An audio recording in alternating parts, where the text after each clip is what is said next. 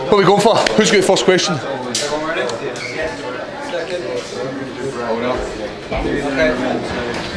Go. So Paul, tell me, what were you thinking when you're walking out there in the third round? Obviously you needed to finish, but what was going through your mind at that point? I don't know if you've seen me taking the big body shot. After that I was like, oh god damn, please help me. I had to just dig deep. It's hard when you're up against a guy who is very, very strong. He's got some sort of Russian strength about him. I don't know what they feed them up in Russia, but he's solid. I managed to get 2 takedowns. And when you're lying and you've been in your back for like 10-15 minutes, it feels like a lifetime. And it's really, really hard to dig deep. I've got good jiu-jitsu. We've seen that before. From Bama to UFC, my first debut. My jiu-jitsu is my bread and butter. I'm always trying to work on my stand-up. I know I'm not a great striker. I'm not going to lie to you and say, oh, see my striking, big fella? You better watch it. I'm good, but it's hard to improve when you're up against elite strikers. It's hard to improve, and it's more sparring and sparring and sparring. You still can't even replicate that fight night feel. Just keeps touching me. When you felt the tap, what did you feel then? What were the emotions running through you? I felt the tap. Coach Brian tackled you to the foot. That was Chris Bongard right over the top of the cage, man. He's excited. As we all were. Could you hear that noise? The fans for the UK and around the world. You know, a minute left on the clock. I just kept squeezing, and I wasn't going to stop until Mark Goddard came in there and stopped me from squeezing. And it was just like this surge of emotion. It's hard. For him that says fighting's easy, man, it's so hard out there. You're there yourself and your coach is telling you to do something and you physically want to do it. You mentally want to do it as well, but your body says, nah, we're going to stop that there, mate. That right hand's there and you shout, right hand, and I'm like, come on, it's coming. I just couldn't pull the trigger, man. Like, you seen it and I seen it, I couldn't pull that trigger, but when it comes to the jiu-jitsu, I'll triangle you. It's easy. This was the last fight on your contract, you said, and obviously you were coming off, 2 losses as well. So I was? Oh! Nah, I'm only kidding, I know. No. So how important was this win for you, and how do you feel going forward now, having fought the last fight on your contract? Yeah, you've got a lot of time in that cage. It's 15 minutes, and the only person's there is you and your thoughts. Everything else is happening. These things are running through your head. And I'm thinking about my family, and I'm thinking about, like, Paul, is this what you want? Do you want this? And you're digging deep, and it's hard because the other guy's digging deep. And this was his UFC debut, and he's a tough opponent, and I just had to dig deep. But I just kept thinking about my daughters and how much I've taken away from them. Like time with my family, to go into the gym and train, freezing cold, raining, you name it, I'm in that gym. It's horrible, it's a horrible existence. Anybody that says fighting in the UFC is brilliant, it's hard. And people who suffer is your family, but you know what makes that a wee bit better? We just get a win, and we just get a submission win. I'm over the moon, man. What was going through your mind in those final seconds? Those final seconds, I heard that wee chap. I don't know if it's 10 seconds or 30 seconds. I just was like, you know what, what's the worst that can happen? Fire up a triangle, see what happens. A lot can happen in that time, and as my coach says, it ain't over till it's over.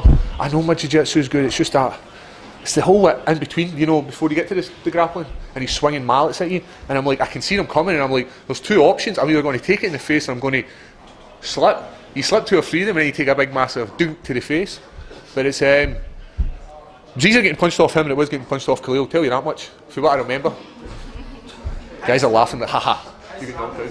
Because it seemed like in the third round, you were nearly setting up the triangle earlier in the round, off your back, you were framing his feet against the hip.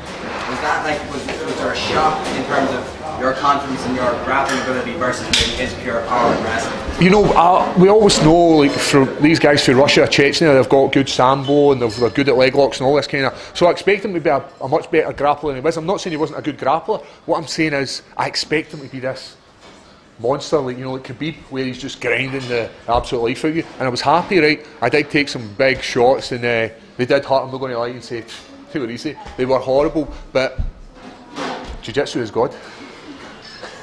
Seeing as this was the last fight, seeing as you had said yourself in previous interviews that if you don't win this one, it could be over at the UFC level, how much pressure was there on you? Because you didn't seem to fight with any. Yeah, there's always pressure on you. First fight, last fight, you're coming off 4 wins, you're coming off 4 losses, there's always pressure. Now, I don't really know if I've done enough to get my new contract renewed. Like, we never know. The UFC have got this massive roster, and if I was there away and I was watching that, I'd be like, mate, you're getting no contract. I'll be even fight for somebody else. I'm being genuinely serious, man. I'm not going to lie to you and sugarcoat this. But you know what? Another 6 months and I'll be better again. Another 6 months again and I'll be better again. That's why I'm here. I'm here to get better. I've only been doing this sport for 5.5 years. This guy's been dedicating their whole life to this. Liverpool's just round the corner. My face isn't too bad. I wasn't knocked out. No injuries. Why not? Get me on that and let me fight somebody a wee bit easier. Who do you know? You know better. You haven't went in the UFC. Any names? Any names? Just throw something. I like him. Who we got? What about that? This guy for the UK. Dan. What's his plus? Stuart. Ah, you see middleweight. I could go down to middleweight. I think he's got a fight. Has he? Maybe there'll be a pull out and I'll step in and I'll knee him in the face. Or get kneed in the face, one of the two. I don't know the outcome of this sport.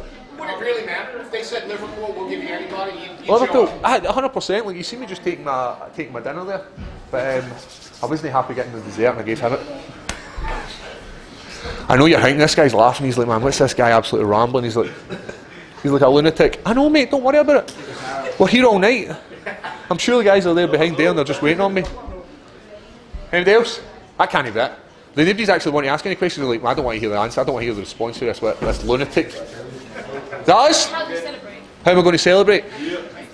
Oh, I'm going to take the daughters to Disneyland. I promised them I would take them to Disneyland. My daughter, my youngest daughter Maya, she loves princesses. Now, I couldn't think anything worse than going to Disneyland. I don't like queues, I don't like flying, I don't like people, I don't like all that kind of stuff. But I'm going to do it for the daughters. In fact, I can think of something much worse than Disneyland. 15 minutes to get your face punched. That's pretty bad. Just one more question, Paul.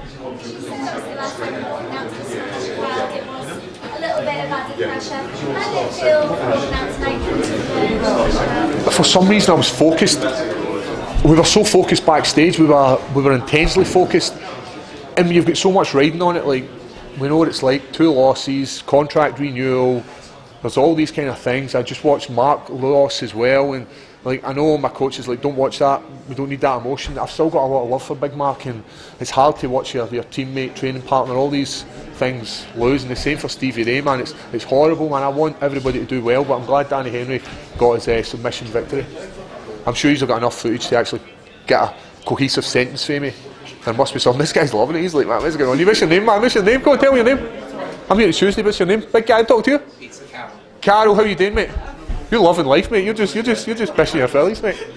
Finally, do you have anything to say to the Scottish fans? Yeah, it's you know, the fans are great and I love them. You know what's most important is teammates.